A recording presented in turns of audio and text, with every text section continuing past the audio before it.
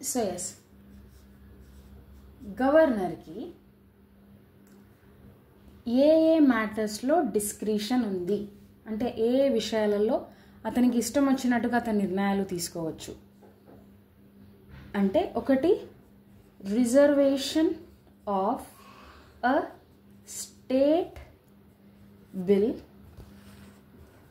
For the consideration of president, for the consideration of president. In this matter, whether to reserve or not, governor has discretion. Inkokati second enti, recommendation of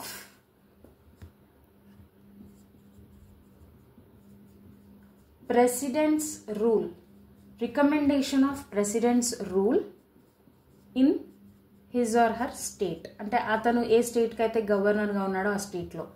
so ఆ విషయంలో it is his discretion, ఆయన ఇష్టం. ఈ విషయంలో ఆయన ఇష్టం. ఇంకొకటి, ఇప్పుడు గవర్నర్, సపోజ్ ఇతను గవర్నర్, ఓకే. సో గవర్నర్ అనేవాడు సపోజ్ ఈ స్టేట్, ఇది ఎక్స్ అనే స్టేట్, ఈ స్టేట్కి గవర్నర్గా ఉన్నాడు. సపోజ్ మనకి ఈ గవర్నర్ కొన్నిసార్లు ఏమవుతుందంటే, ఈ స్టేట్ ఉందా, ఈ స్టేట్కి ఇతను గవర్నర్, ఈ స్టేట్ పక్కలో ఉన్న యూనియన్ టెరిటరీ, అడ్జాయినింగ్ యూనియన్ టెరిటరీకి ఈ గవర్నర్కి గవర్నర్ ఆఫ్ పర్టికులర్ స్టేట్ మాత్రమే కాకుండా పక్కలో ఉన్న అడ్జాయినింగ్ యూనియన్ టెరిటరీకి కూడా అడ్మినిస్ట్రేటర్ లెక్క నువ్వు ఉండాలి అని చెప్పేసి ఒక అడిషనల్ ఛార్జ్ కూడా గవర్నర్కి ఇవ్వచ్చు. అంటే governor in case of when he is given additional charge అంటే to function as an administrator of adjoining union territory, he can atanu adjoining union territory, suppose ఇది తెలంగాణ. సో ఇంతకుముందు మనకి ఇప్పుడైతే జిష్ణుదేవ్ వర్మ ఉన్నాడు, ఇంతకుముందు మనకి తమిళసై సౌందరరాజన్ ఉండేది. తను తెలంగాణ గవర్నర్తో పాటు పుదుచ్చేరి ఉందా, Puducherry is an adjoining union territory to Telangana పక్కల యూనియన్ టెరిటరీ. సో దాన్ని కూడా చూసుకోవాల్సిన బాధ్యత తన మీద ఉండే. అంటే she was given additional charge, Tamilisai was given additional charge. So అలా అడిషనల్ ఛార్జ్ ఇచ్చినప్పుడు ఆ అడ్జాయినింగ్ యూనియన్ టెరిటరీ మీద ఆమె అడ్మినిస్ట్రేటర్గా పనిచేసేటప్పుడు ఆమె నిర్ణయాలు అనేది they are at her discretion అన్నమాట. సో ఈ 3 కేసెస్లో గవర్నర్కి డిస్క్రిషన్ ఉంటుంది. వీటిని మనము కాన్స్టిట్యూషనల్ డిస్క్రిషన్ అని అంటాం. సో ఇప్పుడు వచ్చేసి మనము కాన్స్టిట్యూషనల్ డిస్క్రిషన్, సిచ్యువేషనల్ డిస్క్రిషన్. గవర్నర్కి డిస్క్రిషన్ ఉంటుంది. ఇప్పటివరకు మనం ఏం నేర్చుకున్నాము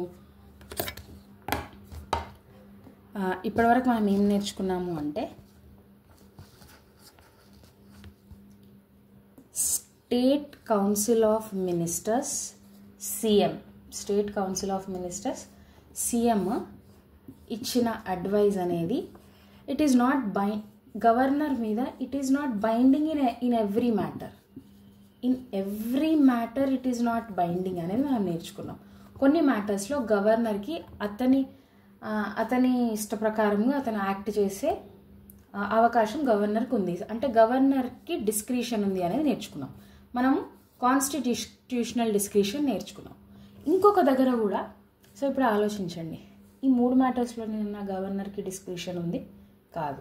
ఇంకొక దగ్గర కూడా గవర్నర్కి డిస్క్రిషన్ ఉంది. ఏంటి అని అంటే, సపోజ్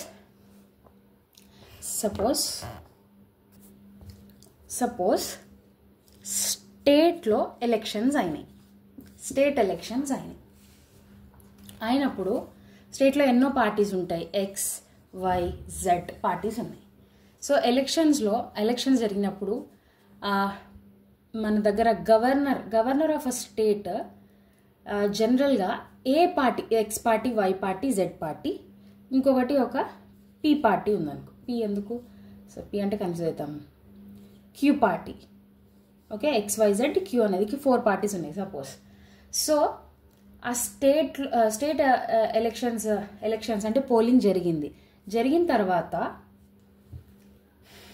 గవర్నర్ ఉన్నాడా, గవర్నర్ ఆఫ్ దాట్ స్టేట్, ఏ స్టేట్ ఎలక్షన్స్ గురించి అయితే మనం మాట్లాడుతున్నాము, గవర్నర్ ఆఫ్ దాట్ స్టేట్ ఏం చేస్తాడు, ఏ పార్టీకి అయితే 50% + 1 ఏంటి 50% + 1 50% + 1 ఓట్స్ ఎవరికైతే వచ్చాయో అంటే మెజారిటీ అన్నట్టు కదా, ఇది క్లియర్ మెజారిటీ 50% + 1 ఆఫ్ ఏమంటారు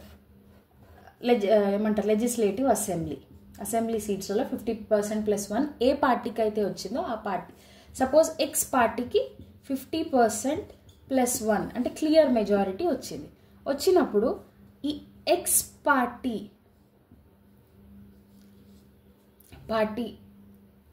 లీడర్ ఎవరైతే ఉన్నారో ఆ లీడర్ని గవర్నర్ పిలుస్తాడు. పిలిచి నువ్వు గవర్నమెంట్ ఫామ్ చేస్తావా అయ్యా, ఏమంటారు, నువ్వు can you make a claim that you can form government అని అడుగుతాడనమాట. అడిగినప్పుడు ఈ లీడర్, ఈ ఎక్స్ పార్టీ లీడర్ నేను చేయగలుగుతా అని అన్నాడు అనుకో, వెంబటే governor will appoint him that party leader. అంటే దేనికైతే క్లియర్ మెజారిటీ వచ్చిందో ఆ పార్టీ యొక్క లీడర్, ఎక్స్ పార్టీకి క్లియర్ మెజారిటీ వచ్చింది, సో ఎక్స్ పార్టీ యొక్క లీడర్ని అపాయింట్ చేస్తాడు యాజ్ సీఎం. డైరెక్ట్గా సీఎంనే ఫస్ట్ అపాయింట్ అవుతాడు. తర్వాత సీఎం యొక్క అడ్వైజ్ మీద, on the advice of the CM, bear with my handwriting. Okay, ఇప్పుడు చూడండి, XYZQ అనేవి పార్టీస్ ఉన్నాయి. సపోజ్ ఎక్స్ పార్టీకి 50% + 1 of seats of legislative assembly వచ్చినప్పుడు who appoints chief minister of a state, governor appoint చేస్తాడు కదా. Governor suppose X పార్టీకి clear majority వచ్చింది కాబట్టి ఎక్స్ పార్టీ యొక్క లీడర్ని క్లెయిమ్ చెయ్యి నువ్వు, can you form a government, can you make a claim that you can form government అని అడుగుతాడు. సో అడిగి అతన్ని సీఎం లెక్క అపాయింట్ చేస్తాడు. సో ఈ పార్టీ లీడర్ని సీఎం లెక్క అపాయింట్ చేస్తాడు. ఇప్పుడు ఇతని అడ్వైజ్ మీద రెస్ట్ ఉంటారు కదా, స్టేట్ కౌన్సిల్ ఆఫ్ మినిస్టర్స్ని, ఈయన అడ్వైజ్ మీద వీళ్ళని అపాయింట్ చేస్తాడు. First governor appoint CM and on his advise state council of మినిస్టర్స్ని గవర్నర్ అపాయింట్స్. ఓకే, సో ఇప్పుడు మనం ఏం చూసాము, ఎక్స్ పార్టీకి క్లియర్ మెజారిటీ వచ్చింది. ఓకే, క్లియర్ మెజారిటీ వచ్చేసింది కాబట్టి ఎక్స్ పార్టీ లీడర్ని గవర్నర్ అడిగినప్పుడు leader suppose X party leader ఇతని గవర్నర్ అడిగినప్పుడు ఎస్ నేను గవర్నమెంట్ ఫామ్ చేస్తా, నాకు సత్తా ఉంది, I can prove my majority on the floor of the legislative assembly of the state, I can prove my majority అని ఇతడు అన్నాడు అనుకో, ఇమ్మీడియట్గా governor will appoint this X party leader as CM of that state. Okay, CM of that state. So X party leader is now appointed as CM of the state. CM లా ఎవరు appoint చేశారు, governor appoint చేసిండు. Next CM advise మీద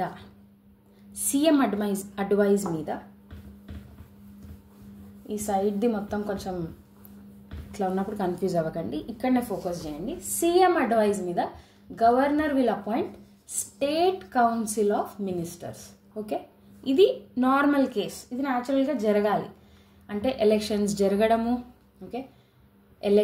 జరగడము, ఏదన్నా ఒక పార్టీకి clear majority రావడము, suppose XYZQ అన్న పార్టీస్లో ఎక్స్కి రావడం వల్ల ఎక్స్ పార్టీ లీడర్ అనేవాడు సీఎంగా అపాయింట్ చేయబడ్డాడు. ఇది జనరల్గా జరుగుతుంది. కానీ ఇది ఒక్కటే కాకుండా ఇంకొక కేసు కూడా ఉండొచ్చు, అవునా?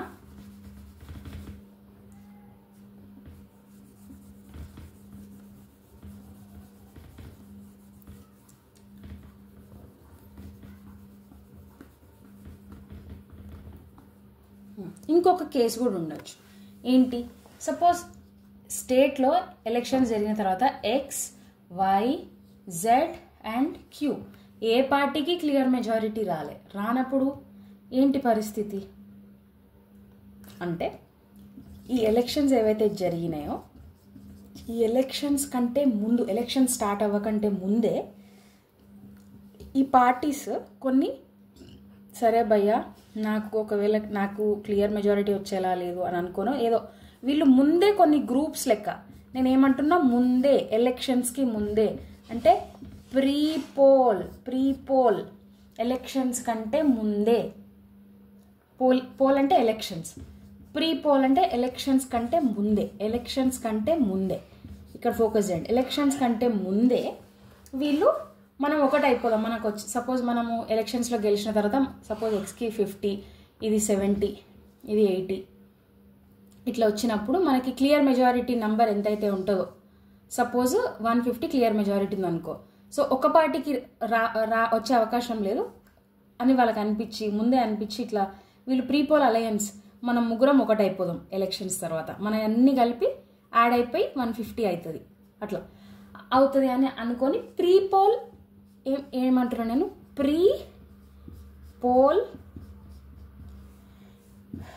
ప్రీపోల్ అలయన్స్ అనేది ఫామ్ చేసుకొని పెట్టుకొని ఉండొచ్చు ముందే, ఎలక్షన్స్కి ముందే ప్రీపోల్ ఫామ్ చేసుకొని పెట్టుకొని ఉన్నప్పుడు ఎలక్షన్స్ జరిగినాయి, ప్రీపోల్ అలయన్స్ ఫామ్ అయిపోయింది, ఇప్పుడు ఎలక్షన్స్ జరిగినాయి XYZQ పార్టీస్లలో ఏ సింగిల్ పార్టీకి కూడా క్లియర్ మెజారిటీ రాలేదు. కానీ suppose XYZ, X plus Y plus Z ఈ 3 పార్టీస్కి కలిపి 150 అనేది మనం క్లియర్ మెజారిటీ నెంబర్ అనుకున్నాం ఇక్కడ ఏదైనా ఒక స్టేట్లో, పర్టికులర్ స్టేట్లో. సో 150 అయ్యేటట్టు ఉంది అనమాట. ఇప్పుడు ఎలక్షన్స్ జరిగాయి, ఈ ముగ్గురు ఇది ప్రీపోల్ అలయన్స్ కదా, XYZ యొక్క ప్రీపోల్ అలయన్స్కి 150 వచ్చేసింది అనుకో, సింగిల్ పార్టీకి రాలే కానీ కలిపితే ఆ ప్రీపోల్ అలయన్స్కి వచ్చింది. దేనికి, ప్రీపోల్ అలయన్స్కి క్లియర్ మెజారిటీ అనేది రావడం వల్ల ప్రీపోల్ అలయన్స్, ఈ అలయన్స్కి ఎవరైతే లీడర్ ఉంటారో ఈ లీడర్ని గవర్నర్ పిలిచేస్తాడు, పిలిచి can you take a claim to form a government అని అడుగుతాడు.